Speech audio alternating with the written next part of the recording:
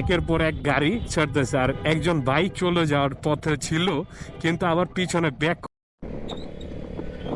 আসসালামু আলাইকুম এভরিওয়ান, আশা করি সকলে ভালো এবং সুস্থ আছেন। আমিও আলহামদুলিল্লাহ ভালো এবং সুস্থ আছি। তো আজকে কথা হবে আম, আমাদের রোড গার্ড নিয়ে।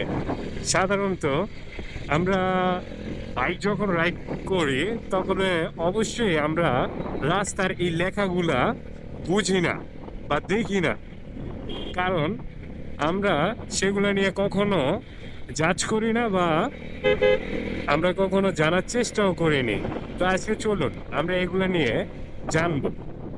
যেমন হচ্ছে এই যে রাস্তার একটু একটু অংশের মধ্যে সাদা কালারে দাগ দেওয়া, এবং এইটা দেখতে পারতেছেন একদম ফুল, মানে হচ্ছে এটার কোনো মাঝখান দিয়ে ইত্যাদি কোনো কাটা নেই, কারণ যে যে যার যার পথে থাকবে। যেমন আমি বামে, তো এই বামেই থাকবো, আমি কখনো অন্য পাশে যাব না।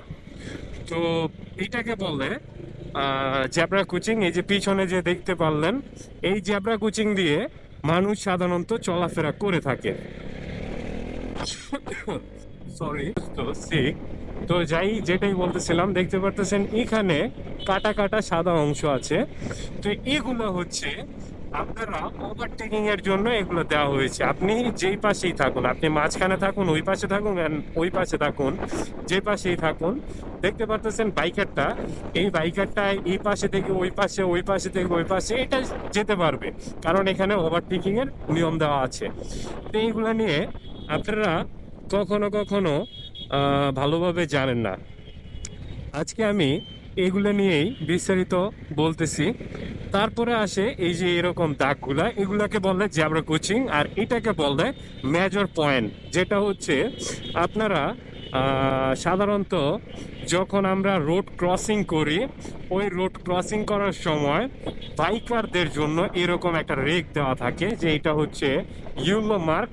এর মার্ক দ্বারা আপনারা যে কোনো স্থানে পরিবর্তন করুন, সেটা অবশ্যই খেয়ালফুলভাবে দেখে চলুন। এবং এছাড়াও অন্যগুলা মার্ক থাকে, যেমন হচ্ছে দেখতে পারেন যে মার্কের মধ্যে তীর মার্ক ইত্যাদি থাকে, সেগুলো অবশ্যই আপনারা খেয়াল করবেন। যেমন হচ্ছে আমরা পিছনে দেখেছিলাম যে তীর মার্কের সাথে একটা বামের দিকেও একটা চিহ্ন দেওয়া আছে, যেমন হচ্ছে এই যে এইখানে দেখতে পারবেন এই যে চিহ্নটা, এই চিহ্নটার কথাই বলতেছিলাম। এটা কিন্তু আপনি বামেও যেতে পারেন, এদিকেও যেতে পারেন, সোজাও যেতে পারেন, কারণ এখানে দুইটা তীর আছে। এই তীরের কারণে আপনারা সোজাও যেতে পারেন, অ্যান্ড বামে যদি যেতে চান যেতে পারেন। এটা হচ্ছে রোড ক্রসিং এর জন্য একটা চিহ্ন রাস্তার। দেন আমরা যদি বলি যে আসলে এই যে এখানে ইয়েলো মার্ক, এটা দিয়েও আপনারা বুঝবেন যে এটা হচ্ছে একটা রাস্তার যে ব্যতীত একটা অপশনাল একটা রোড ক্রসিং এর জন্য দিয়ে থাকে। প্রত্যেকটা জায়গার মধ্যে রোড ক্রসিং দেখতে পারবেন যে আসলে মানুষ চলাফেরার জন্য জেব্রা ক্রসিং ইত্যাদি দেওয়া হয়। আর এখানে আমাদের পুলিশ আঙ্কেল দাঁড়ানো আছে। পুলিশ আঙ্কেল দেখতে পারতেছেন যে একের পর এক গাড়ি ছাড়তেছে, আর একজন বাইক চলে যাওয়ার পথে ছিল কিন্তু আবার পিছনে ব্যাক করেছে, কারণ দেখতে পারতেছে ওই পাশে থেকে যখন বাইকগুলা, গাড়িগুলা ইত্যাদি আসতেছে, তখন সে তার নিয়ম শৃঙ্খলাটাই আবার প্রেরণ করেছে।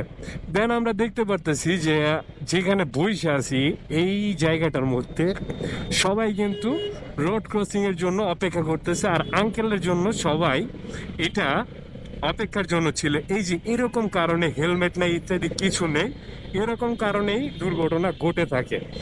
সাধারণত আপনারা দেখবেন যে বেশি ভয়ঙ্কর দুর্ঘটনা ঘটে যাদের থাকে, তারাই হচ্ছে এরকম দুর্ঘটনা পড়ে থাকে, যেরকম হচ্ছে রোড ক্রসিং এর সময় বা ব্যতীত। এছাড়া যদি সে যদি কখনো কোনো সময় এরকম সিচুয়েশনে পড়ে যায়, যেরকম হচ্ছে পুলিশ থাকে, তারা অবশ্যই আপনাদেরকে বলে দিবে যে আসলে এখন যেতে পারেন বা একটু পরে যেতে পারেন। এটাকে আমরা এক কথায় বলতে পারি যে আসলে শৃঙ্খলা। তো যারা শৃঙ্খলা মেনটেন করে না, তারাই বেশিরভাগ এরকম দুর্ঘটনায় পড়ে থাকে। যাই হোক, আপনারা দেখতে পারতেছেন আমি কথা বলতে বলতে একদমই শাওলাপাড়ার এদিকে এসে পড়েছি। তো আমরা সাধারণত এরকম স্থানে আমরা ঢুকে যাই এইভাবে সেভাবে নানানভাবে। একজনে আমাকে দেখে ব্রেক করে ফেলেছে, এরকম আমরা রাস্তাঘাটে করে থাকি। যেমন হচ্ছে এই যে এখানে বাস রাখা আছে, এখানে কিন্তু কোনো বাস রাখার নিয়ম নেই বা এরকম কোনো লেখাও নেই, কিন্তু তারা কিন্তু রেখেছে। এর ফলে কিন্তু দুর্ঘটনা ঘটতে পারে, নানানভাবে দুর্ঘটনা ঘটতে পারে। আমরা আসলে বাংলাদেশে হয়েছি বলে বা বাংলাদেশের মানুষ লোক জনগণ দেখে এর জন্য আমরা এটা নিয়ম শৃঙ্খলাটা এরকম ভাবেই দেখে যাচ্ছি।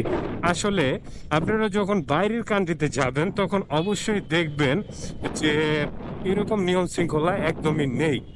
আপনারা বাহিরের কান্ট্রিতে যেই যেই নিয়ম শৃঙ্খলাগুলো থাকে, সেরকম নিয়ম শৃঙ্খলা যদি থাকে বা কঠোর আইন থাকে, তাহলে কখনো কোনো সময় এরকম দুর্ঘটনা ঘটবে না। আর যাই হোক, মানুষ লাইসেন্সটা নিয়ে যখন বের হবে তখন লাইসেন্সের পরীক্ষাটা অনেক অনেক গুরুত্বভাবে তারা দেখবে। আচ্ছা, দেন আমরা সাধারণত মিরপুরের মহাখালীতে যখন যাই তখনই আনসার ক্যাম্প পাই। আনসার ক্যাম্পে কখনো যদি কেউ ঢুকে থাকেন তখন দেখতে পারবেন নিয়ম শৃঙ্খলা কাকে বলে। এত এত নিয়ম শৃঙ্খলা, আপনি সাধারণত কোনো জায়গায় কাগজের টুকরা ইত্যাদি কিছু পাঠাতে পারবেন না। একদমই নিট অ্যান্ড ক্লিন আর সৌন্দর্য। আপনি সাধারণত বনানীতে যান, দেখবেন একদমই মানে জঘন্যতম হয়ে আছে। কারণ হচ্ছে এগুলা নিয়ম শৃঙ্খলা যেমন মানে না, তেমন বাইকের বা রাস্তাঘাটের কখনো কোনো সময় কিছু মানে না। যেমন হচ্ছে আমি এই গাড়িটাকে ওভারটেক করতে নিয়েছিলাম, বাট তারা আমাকে ওভারটেক করতে দেয় না। আর আমি আপনাদের সাথে কথা বলতেছি, দেন আর কোনো রিস্ক নেই। যাই হোক, যেটা বলতেছিলাম, এরকম নিয়ম শৃঙ্খলা আপনারা দেখতে পারবেন। দুইটা জায়গা বলেছি, দুইটা জায়গায় কিন্তু অনেক পাওয়ারফুল একটা এলাকা। আপনারা জানেন বা দেখেন এগুলাতে।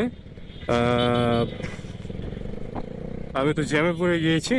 আচ্ছা, যাই হোক, আজকে আপনাদেরকে যেগুলো বলেছি এগুলো সবগুলোই একদমই লিগ্যালিটি কথা, আর হচ্ছে এগুলোই বাংলাদেশে চলছে। আমি সেই পন্থায় আপনাদেরকে আমি বলেছি। আজকে এ পর্যন্তই। সবাই লাইক শেয়ার কমেন্ট করবেন আর আমার জন্য দোয়া করবেন। আল্লাহ হাফিজ, আসসালামু আলাইকুম।